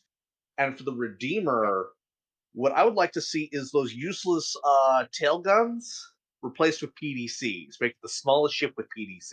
Okay. Ooh, I don't hate that idea. idea. Yeah. Damn, me and Mike are on the same page. Yep. I Listen, don't hate after that. seeing PDCs work, Mhm. I'd like to see PDCs on more. I want to see PDCs on my mole. Like, have some defenses, little automated defenses. Give me a light fighter that just has 3 PDCs and no other weapons. Oh, and all you do is fly. You're just flying around. So for a brief period, when in the Evocati or whatever, when you could pull the PDCs off the you could Phoenix. put them on a Fury, right? I saw like there was like 4 PDCs on a Fury. I don't think it worked, at least on that one though. I had a theory craft for a Mustang Delta with the rocket pods, 2 PDCs, and a turret, then a little turret in the front. Yeah. What sort of love it. Halloween concoction, like Frankensteining, are you doing here? You're creating Frankenstein. It's a ground attack craft because back then the PDCs would shoot ground troops too. Fair. Gotcha. That would be crazy. But yeah, I don't know. I just want to see them on more ships. Yeah, I think they're a good mechanic. And like it is an interesting mechanic too that I think they could do a lot with. Like there is honestly no reason you couldn't do like a big PDC on something. I don't know how you would balance it, but like as in like a larger weapon, right? And sort of mess around with that concept too. But I've been enjoying what I've been seeing of it in game, and at the moment it doesn't feel too OP. So no, not yet, but I'd be curious if servers ever worked really, really well and they dialed them in the way they had wanted. How does like my assumption is when armor comes in or Maelstrom, that those little pea shooter guns won't be doing too much damage to ships, maybe to shields or something like that, but they're really meant to be there to take out missiles and stuff, right? So I've also got like a pitch for like an entire hacking system. But, make it quick because you're at 5 minutes. Yep. Just for PDCs and bladed weapons. Being able to hack those and being able to reset them when they're hacked is something that would add to their gameplay. Yeah. It would make a lot of sense within within how they want capital ship gameplay to work, right? Yeah. Is you're adding in like, Mike was saying like, well, if light fighters are supposed to like attack turrets and PDCs and stuff, but like those turrets and PDCs are good at attacking light fighters, what's the deal? It's like, well, hacking could be the sort of bridge there to make it so that they're disabled when you do come in to fight them and whatnot. Yeah. I like rock, paper, scissors stuff. Between blades and actual like crew members. Yeah. Well, that'd be a good way to do it. All right, we'll let you go though because it's time. Yep. All right. Catch you later. Yeah, we appreciate the call. Thank you. Bye-bye. Catch you, mate. All right, and we're gonna bring in Space Monkey. Let me close. Oh, hey. Space Monkey Business. First time caller? First time caller, as always. Just for you, Croncy, just for you. No, to keep it quick, 2 things. One, I like to see the phase 4 stuff as a glimpse for resource gathering. But I think to make it more flexible, they should make it that you have to maybe just deliver like a minimum amount of resources of this and that, but being like open to, I don't know, amount of X as a bonus. Because just keeping it to a specific amount makes it maybe too unflexible for players, because you just go out and mine and it's random what you find, and just keeping like as a range for a mission is, I think, feels better. Yeah, it'd be cool to just have rewards as well. They're just like how they do with other missions, bonuses plus or whatever. Just for when you turn in all that extra stuff. Yeah, it's just like 100 SU of Grisium to, I don't know, 150, and if you deliver 120, you get the base amount plus X as a bonus up top. Yep. Yeah, that'd be good. Just bring me minimum. Yeah, Yeah. minimum. Yeah. And to the third episode regarding the master modes, when I saw that, I had the feeling it's also a balancing nightmare for me, because or it gives me the impression like, we don't know how to balance them. Now it's your turn. We give you like base stats, but whatever you could do, just do it and figure it out for yourself. And they're like, I don't know if this is the way to do it. It's definitely not the way to have a balanced game. I tell you that much. We've been like, despite what I said before, we've been responsible for balancing everything forever. We are the testers. Yeah. So, in not a good way. That is not a. Yeah. You don't agree with that. Exactly. Yeah. I mean, I like it. I like to have options, but I don't know if the rails are not too wide for that case, because I'm not a PvP player, but let's say I have a scenario with like I'm PvPing or one-on-one with another player, and he has maybe the equal ship, the same ship as I have. So what you said before, that you might not need the information on the components and what they're optimized for, I was like, I think you need that, because if you go to a fight and I have the assumption I have a shot, I could win it, and then I lose miserably, I just want to know how and why I did it, because otherwise I cannot learn for the future. Yeah, that doesn't necessarily have to be on the scan, though. It could be it could be communicated to you in other ways. Yeah. So like that, it could come through that way. Yeah, but like also in your kill thing that it says you did this much damage, but they absorbed this much or something like that. Yeah. But also that concern you have, Space Monkey, is also going to be more related to like how much better is a tier 5 ship than a tier 1? Because like if it's 50% better, it's not going to be like they might have 50% better shields than you have. You'll feel that when you engage in that fight, and then you get out of there, right? Or maybe not get out of there. You change your strategy or whatever. And I think it is worth noting, because while NPCs won't be crafting higher tier vehicles and whatnot, they might have them. I imagine they might have them.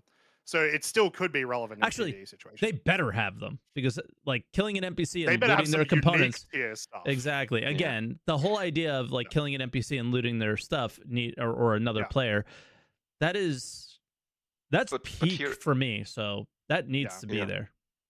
But here's a very interesting thought. How many dimensions do I have for like optimizing or changing my, let's say, an engine? So you can work on, I don't know, the maneuverability in general. It's like how turn rates are, how the max speed is, how the acceleration is. And I have to figure that out in the fight or before the fight to adapt to the fight style. Because if I don't, I lose. And that's getting pretty difficult, isn't it? Maybe you like this is very heavily speculation, right? Yeah. But that's what they gave us, unfortunately. Yeah. Yeah, no, you are right. It could be a problem. Let them cook, but I'm pretty skeptical. I'm pretty concerned, and it leads for me like to the assumption they need more people to work on the gameplay stuff, because after 4.0 they have how do you say that in English? They cannot talk themselves out of the stuff this needs to be done before the content gate or for the gameplay gate is open. It's like now it's the time to do it, because otherwise it will be really dry till 1.0 comes, and the game won't have enough gameplay to I don't know, be interesting for the broad community. Yeah, and just to quickly before we let you go touch on, because I think it's about time, right? Is to touch on the let them cook thing. It's really easy to let them cook when you know what you're ordering. So you know how you go to like a restaurant and you read the menu and you see all the ingredients. Sorry, what a great line. Yeah. If you read you read the all the ingredients and you know like, oh man, I really don't like peas. Well, then I'm not gonna order that, right? But the thing is that it's like it just says vegetables, but you don't know what vegetables, and you know you like some vegetables, but you don't like others. Okay, Mike, this metaphor is breaking my mind. What are you actually trying to say? They can't go on stage and say we're going to do this and that without telling you all the components of how it's going to work. So them doing this like high level shit doesn't work. It just confuses everybody, and it's just dumb at this point, because now we're all talking about things that none of us know what we're talking about. Everyone that's coming on the show, including us, has no idea what we're talking about because they didn't give us, they didn't tell us what the components of the recipe are. Yeah, we got sold a vague direction, but how to get there and you're getting what pasta. is waiting on the path. You're getting pasta, but you have no idea. Is it tomato sauce? Is it a white sauce? Back in the metaphor, guys. Mike's hungry. I'm are the noodles long and short? What kind of what kind of pasta? There? You don't know anything. So it's all right. Well, we've got to let you go, Space Monkey. But thanks again for calling in. As always, you're a great guest, and we'll see you next time. At least I'm happy that Artecius took my place as the caller with, I don't know, more elaborate. He's literally the worst. All right, we'll catch you later. Bye. Cheers, mate. All right, and then we're bringing on Hellhawk next. Hellhawk, can you hear us? Hellhawk, how you doing? Yeah, what's going on? Hello. Hey, let me mute the stream real quick. All right. Yeah, so many comments, so little time. Bring it. Go quick. Real quick, Paladin was definitely, they definitely nerfed for the Redeemer to sell the Paladin. Please do not buy the Paladin if you like size 5 guns, because you never know if they're going to change that next time they need to sell a ship. Either way, don't really care how you spend your money. Moving on to the next thing. So the crafting tier thing, I know we don't have a lot of time to go super in depth. That's not really what this was for. But my confusion on crafting is, when we say tier 5 ship, are we saying that it has really nice components in it, or is the base ship itself upgraded? Base ship upgraded. So ships, their description from CitizenCon was that modules as well as weapons and possibly like any other kind of item can go to tier 3. In reality, we and then mean ships both, go to tier 5. Yeah. But in reality, ships we can mean go both. up to tier 5. They also meant that you can craft tier 5s, and they mentioned that you can upgrade hulls like tiers. I think that's kind of dumb, because they will not be able to balance it, and we should not be in charge of balance. I think a lot of the, for example, saying that master modes relies on crafting for the master modes to feel better is kind of stupid to me. Yeah, it should feel better as a base. It should feel good, and it is argued, very heavily argued by nearly everyone in the community, that the current base that we have does not. Right.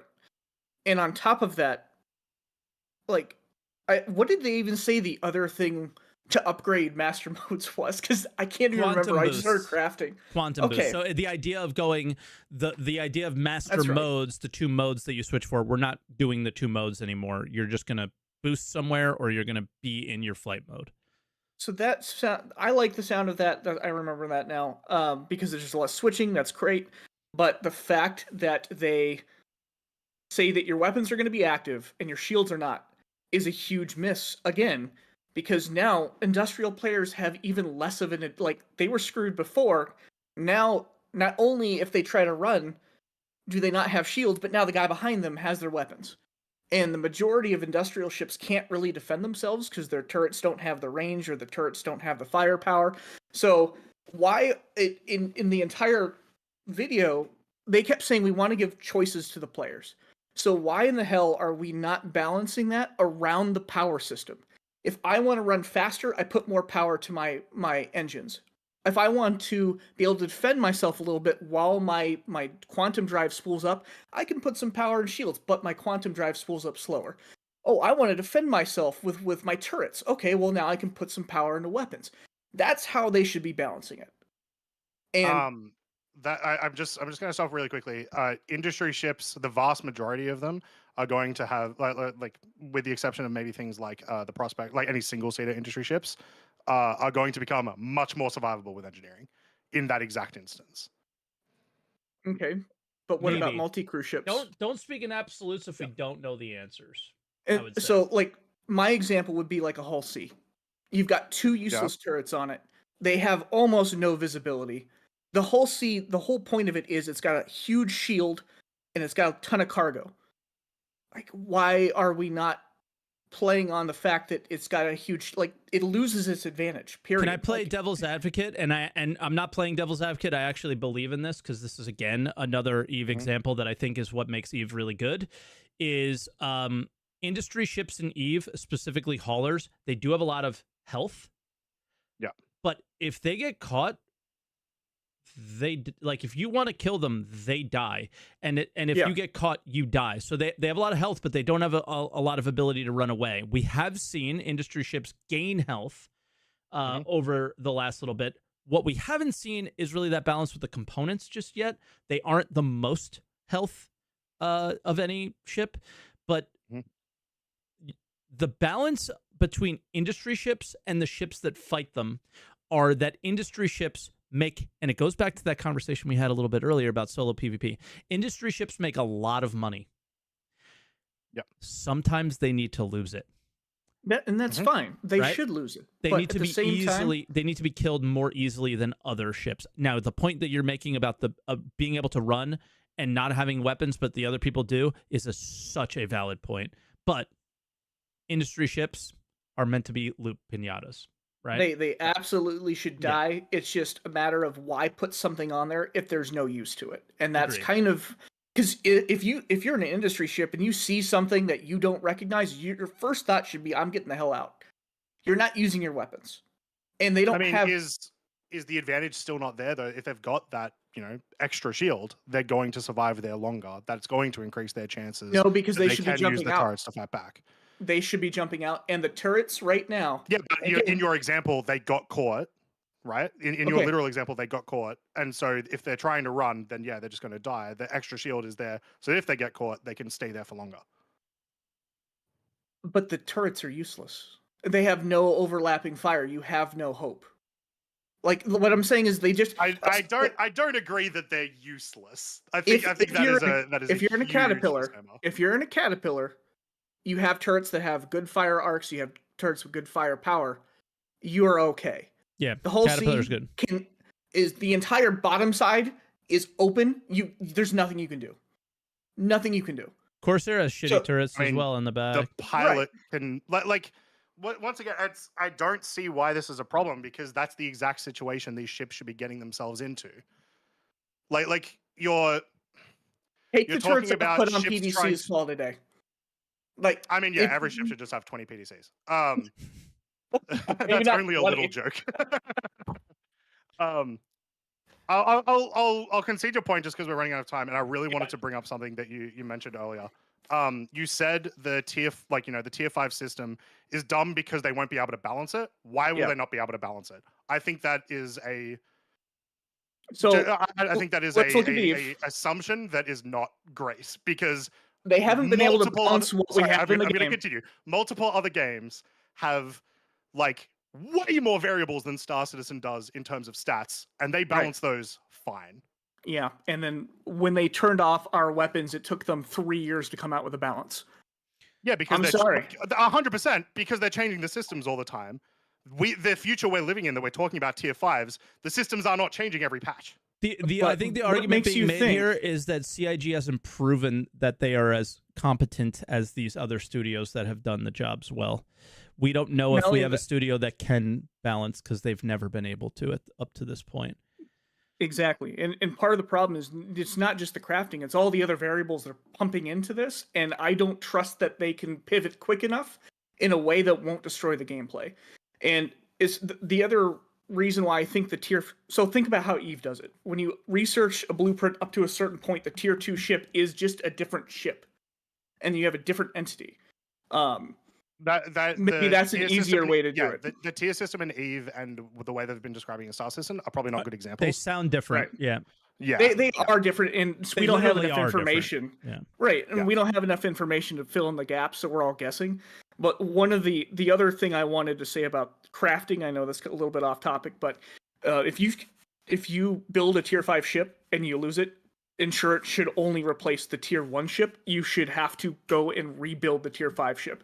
You either take the effort to physically salvage the ship and get your ship back and repair it. I hope that's or you have to redo it, because if they make it so insurance covers a tier 5 ship, crafting is Crafter's kind of dead. screwed. Yeah, Yeah. crafting's dead. I- 100%. I encourage you watch our podcast with a Space Cutlet, which you guys can find over on our channel if you've subscribed. Where exactly what you're talking about, Hellhawk, that was like the conversation for like almost the entire. Yeah. And Hellhawk will let you go. and all of our concerns. Yeah, but we have to let you go. I'm sorry. fine. Thank you for the Have a good good call, one, though. guys. It was awesome. Cheers Yeah. for coming on. We'll see you next time. Yeah, wish there was more time today because that was fun. Yep. All right. Then we got Tucker O. Tucker O. Can you hear us? Tucker. Damn, I did jinx us in my mind that we haven't had any issues with people hearing us. Tucker, you are muted if you are there. Sorry, I muted myself earlier. You're My all good. bad. I also had to mute you guys on YouTube. So What do you want to talk about? I had several in my head at once. I'm brain farting. Save Stanton. All right. Phase three, completely agree. That was fucking overkill. Just to sell the Polaris. That's my opinion on that. It came out before the Polaris happened, though. True. I don't know if it was to sell the Polaris. I think that gameplay was going to happen regardless, you know? We've been Yeah. shooting Idrises for 12 Yeah, years, it feels like. Yeah. Exactly. Yeah. How just with the way I had to play it 3 times in a row, always in a Polaris, unfortunately. Yeah. Yeah. Phase 4, that could have been 2 missions in a $150. Yeah. Finally, the Paladin. Mhm. I kind of don't see it on par with the. I kind of don't see it on par with the Redeemer? Redeemer. Yeah, Yeah. Sure. I see it. I see it more on par with. guns. Yeah, it's a ship with guns. It looks cool, A though. gunship, if you will. Yeah. A gunship, a gunboat. If you're feeling fruity. No. Yeah. Yeah, I It's- think it's once again, it's not in game yet. Who knows what the hell this thing does? But Yeah, no, I certainly- expect to be 75 in a nursing home when that thing comes out. Don't get me Yeah. wrong. Yeah. it's certainly laid out as a Redeemer competitor. It's like Yeah. roughly the same size. It's wider, I Yeah. think, but other than that, it's roughly the same size. Similar weapon loadouts, similar, The but only- not the same crew requirements and so on. Yeah. Yeah. The only real use I could see for that thing is guarding a cargo hull or maybe a Hully. I don't know. It is gunships need to find their place. Yeah. So far, it's mainly OVO stuff, which is Jump Town or Yeah. like I mean, we've Right. been through this a billion times. We need to define the gameplay before making the ships. They define the ships Yeah. before making the gameplay, and it Yeah. just screws everything up every time. But they're gonna keep doing it. Yeah. So I was originally kind of hoping that it would be a Hammerhead competitor, because the Hammerhead does feel like it has a bit more of a place, because in all of these kinds of events, the Hammerhead is usually like a fun and like useful ship to bring to fight other capital ships. Or at I've the very never Yeah. enjoyed the Yeah. Hammerhead, but I've just had bad experiences. Yeah, fair. Yeah. But Yeah. I think that is more defined than something like the Redeemer. The Redeemer is like that, Yeah. like it's less firepower than the Hammerhead. It's obviously more maneuverable and stuff, but like what Yeah. right now in the game, what does that mean you're taking that out for? Right? Is like So far, as know. far as I can tell, the only thing you're using that for is for apparently according to CIG's art team, attacking ironclads. Yeah. No. sweet. Let's go. Yeah, let's go. Yeah, no, gunships are gunships. Mhm. The only real thing I could really think of to exfoliate on. What is this makeup? Extrapolate. Thank you. Well, Extrapolate on is phase 3 being probably the start of capital ship gameplay, and Mhm. CIG I don't want to bring this point up because I talk to my friends about this all the time, and it's getting annoying to me too. They need to start fixing some of the nerfs they've made to say the Ares and others anti-capital ships, Yeah, Ares now needs a big proper role. especially people especially the definitely Ion. still bring them out. I will say Yeah, the amount of yeah, times no. We Yeah. during phase 3 we brought out 2 Polaris and 2 Mhm. Inferno. Yeah, I was gonna The say the Infernos were- Inferno. The people Infernos still are bring doing out. great. The Yeah, Infernos are the- doing great. Yeah, The Ion needs help. Yeah. It is Okay. it is that image of the mother. The mother is holding the inferno, and the Ion is drowning in the and the Ion is yeah. the drowning, pool, going, the pool. Father, the- please. Yeah, And the eclipse is the skeleton at the bottom of the lake. yeah. Yeah, no, 100%. Yeah, you're 100% right on that. So Yeah. please, CRG, do that. Yeah, that's really all I had to think about. Who's Perfect. after me? Because we have Give him 8 time. Yeah, we got 8 minutes and 3 people to go. So Sick. Awesome. See you guys. bye, Tucker. Cheers, Tucker. Thanks very much for calling in. Hopefully, we'll see you again. GG, Tucker. All right. Oh, I almost just went into waiting room 1. Treasend. All right, Welcome. Treasend. How we doing? You are muted, FYI. You there? Sorry, I just had to make sure All I good. muted you guys, otherwise it'd be echoing. All Yeah, all good. good. Welcome. Sorry. So pretty much just been kind of absorbing everything everyone else is saying, and then I had to change what I was actually going to bring up because everyone else had way better points. But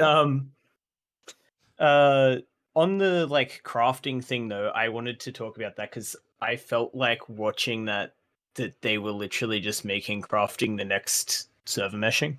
Like it's like the next Yeah. Jesus patch. It is, but at least it's like an actual feature. You know what I mean? Like rather than a background tech thing.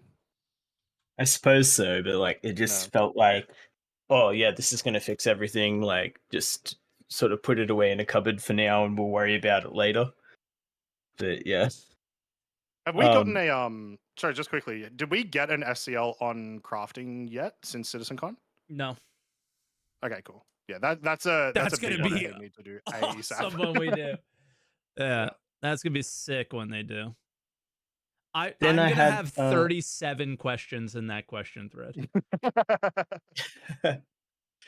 I was also when you guys were talking about this being able to scan someone and then see like what their gear was, I reckon like you just do it like a standard MMO kind of thing, like have like a gear score, like a sort of like power level, like for how upgraded they are, but you don't know exactly how they've done it.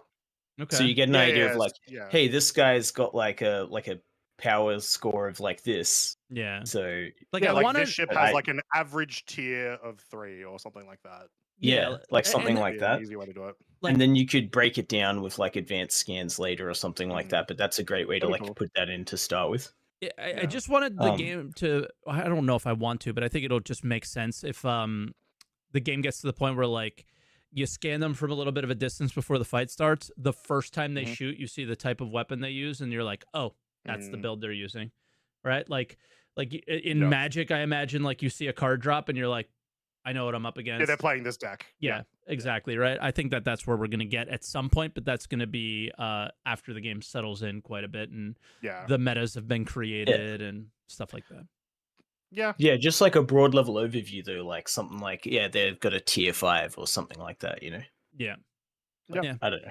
I don't know if I like the idea of gear score, but I like the idea of a quick look, and I have an idea of like, can I take this fight or can I not? Yeah. And like they could do that through other ways. You could do it through like, you would probably know like the base EM level of a ship or something. And then like through modifications, I imagine that stuff will change. That may be a way to do it. That's probably a more complex, as in like a player complex way to do it. But yeah, but like if you have like some kind of an indicator of like what level their equipment is, you can know, okay, so like say Mike's idea of having like, I don't know, like a cargo sling or like some way to like attach something to your ship, right? Like you could be like, well, that guy's got advanced components, he's worth fighting. Whereas like a new guy, you're not just gonna like go after a new guy who's like wasting money and ammo. Yep. Yeah, exactly. It's not worth your time. But then with the master mode stuff, I was just like, that basically since master modes, I've not done any combat stuff because it's just like I started out doing a ton, and then when the Hornet came out, I stopped. That's what made me quit. The overpowered Hornets. It's just I just didn't like the vibe anymore. Like I liked being able to like hit K and like fly around in like a canyon and then kind of like switch again and like boost out and stuff. It felt better, and like now I kind of feel like I don't know. It's like you're vulnerable if you like want to sneak up on people and stuff. But I don't know. But I just think that they got to put like PDCs on all of the industrial ships, like just because like to protect them from like missile strikes out of nowhere. You know what I mean? I'm really Like surprise I don't know attacks. where. Yeah, but I don't know where I sit on that because like if you get surprise attack, you should be punished. You know what I mean? I don't think you should just have like an automatic defense to stop that sort of stuff. Yeah, but like you're talking like a combat ship that also has PDCs. So not only are they better I mean, if you are getting a Polaris better against the armed. Hull C, you better lose. Like No, but like I'm saying, like if you're a multi-crew industrial ship, you should probably have PDCs because like you're a bigger target. You know what I mean? Some of the bigger ones, yeah. I would argue like the Hull C example earlier was probably a good point to sit it. Like Hull C and bigger, I can see them having PDCs and it being reasonable. Yeah, I guess so. Yeah, it's just it seems like it's just something that would help, but that could be crazy. Yeah. But all right, let's get to the other callers though, Treasend. I'm sorry that once we get to the end, it's like no, easy. Yeah, like gotta go. Anyway. All right, perfect. Yeah, no, love the call there. We'll catch you around soon. Catch you soon, dude. All right, he left. Lightsmith is in. Lightsmith, can you hear us? Yo. Hello. How are we doing? Oh, I'm doing pretty good. I can go pretty quick. There is one thing I want to cover because I was having the conversation yesterday with a bunch of friends of mine. The whole Redeemer Corsair thing or whatever that's constantly coming up. The nerfs. Mm-hmm. Yeah, the nerfs. Yes. Same patch. I have yet to see a single forum or a thread about people upset that the greatest ship in the game, the Origin 85X Limited, got upgunned. It went from having 4 size 1s to having 2 size 2s and 2 size 1s. Let's go! The greatest ship in the game is a beast now. And not a single forum. Yeah, right. The guns on the turrets of the Connies went from 2s to 3s. Not a single complaint. The guns on the little wings of the Valk went from 3s to 4s, and I really wanted that one. It looked like that was a big one. I have heard people talk about that. But once again, obviously no complaints about it. Looked like that's one that people are like, oh yeah, hell yeah, let's go. Right. But I would like to introduce you to this thing called people don't like talking about positive things. Exactly. Right. And so when you take there's nothing your to three-person say ship, when it's like, ooh, that, because you would just go, ooh, that's good. I like that. And that's it. Yeah, exactly. And then it's like, well, that's bad. And then when something's bad, there's about 13 different things that somebody would say that would make it better. Yeah. So, your 3-person, ship, I'm sorry, it can't take on a hammerhead anymore. And we have to take the good with the bad. And, are you really mad at the balance, or are you mad that someone took your big old pew-pew guns away? That's what I feel like this is like a psychologist's, 5 seconds, they're going to be like, yeah, I know what you're mad at. You're mad they took your stuff away. Like, for me, I had none of the ships. I had no horse in any of these races. For me, it's you took them away to sell another ship for more money sometimes. And it's just like, please stop. It's so that can definitely be. Meanwhile, the Intrepid, they're buffing it as much as they can. They're giving it free skin. Still can't sell it. And nobody wants it. Right. Yeah. Right. But I mean, and on that note, though, going forward, it's best to just keep that one line in the back of our heads. Everything is subject to change. When control surfaces come into the gameplay, some of your ships are going to fly like kites. Others are going to fall from the sky. When Maelstrom and armor comes in, some ships are going to get paper thin. Others are going to get thick skin like a coconut. We're going to have these same conversations over and over, but it's best, I think, if we'll just pre-prepare ourselves. Everything's subject to change. Kind of just have to deal with it. Okay. And then prepare I'll tell you, prepare yourself when things are changed that people are going to get mad. Yeah. It'll still happen. The constant telling people how they're supposed to feel is never going to work, especially not on the internet. No, I'm not saying feel a specific way, be happy or be upset. If anything, I'm saying don't feel anything until it's all said and done. It's not worth any of our time. It's not even getting excited over the Valk getting the size 4 guns. If one day they want to bring those back down to size 3, go ahead. They'll do it. Whatever. They'll do whatever they think is best for the game. I just wish that they were doing whatever they thought was best for the game and not whatever they thought was the best for the funding chart. I will also just mention one thing on the Redeemer. If it needed a nerf, I'm okay with it having a nerf. The size 5s are just a cool thing about the Redeemer, honestly. So it's like you've taken away one of the coolest things about the ship. Yeah, you know what I mean? Like I would have rather that's fair. have nerfs in other ways. Yeah. But yeah, I just wanted to cover that one topic, and the last thing I'll end on is Phase 4 was kind of weak, kind of just like a delivery mission. Do 6 of them. It's a test for a new mission type. I don't think it's really anything else. Yeah. Yeah. It definitely was a test for a new mission type, and I think it had good potential. We'll see what happens though. But Light IAE show's out, so we'll let you go. We'll get to Artecius, and then we'll head off. Cool. Thanks for having me on. All right, man. Cheers, Lightsmith. Catch you around. Bye-bye. All right. Our last caller, Artecius. No spoilers about the IAE show. I know you're watching it right now. Yeah. Just giving you guys the links. So quickly, as far as PvP stuff and how PvPs make money, Mark? I gotta pee real quick. I will hear everything you're saying though, but I am dying. I was like, my feet have been have fun. Turn off your mic, please. We don't need to hear that. Okay, so PvPers need to make money. Effectively, you want to be a murder hobo. That's effectively what you want to do when you're PvPing. There is a faction in the game called Xenothreat who love anarchy and murder hoboing. They will effectively give you missions to go kill people, create anarchy, which will then cause bounties to go against you, which then Xenothreat will reward you for killing bounty hunters and creating more anarchy and creating more contracts against you, which they will, if you do kill people, you can send a ping to the Xenothreat team to come pick up your items and pick up the wrecks of the ships and of looted bodies of people you've killed. And you're based on your rep, you can pick an item from that ship to then take for yourself to keep. And then it could be multiple versions of these factions that can do this, that'll fight against each other as well to keep content for PvPs. So I mentioned that, like, reputation being a part of it will likely be one of the things that CRG actually do to remedy the situation. I was going to suggest there could be something interesting they do with like calling the faction to come pick up the items, right? Or something like that.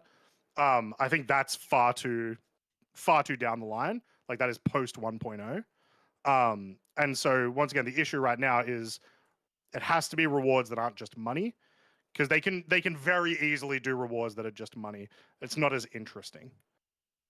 Yeah, but this is just based on like rich pirates. The PvP is buy stuff off the crafters. So this is so based simple though, guys. Like we're going through this elaborate. Oh, this people are gonna give me these missions, and then I'll do these things. When I kill somebody, I just want to open their loot, look at it, get excited, and take it.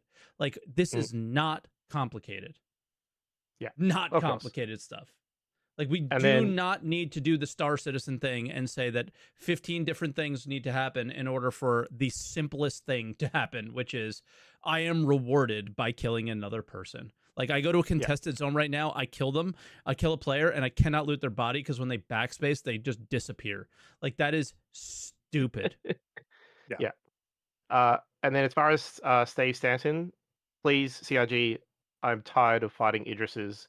Do something different. Waves of fighters, just do something different. I'm tired of fighting Idrises. If the Slicer's getting an Idris, fight you. I'm not, because we have barely been able to board Idrises, and this is still super new. Okay, so you might be sick of it, but it is still dope as hell. Shut on up. that point, Croncy. I disagree with it. We've been fighting Idrises forever. It's like something different to be the finale would be nice. That's all. Sure. On the point of both of you, instead of the slicers somehow getting an Idris, the slicers have disabled an Idris and are trying to take over it.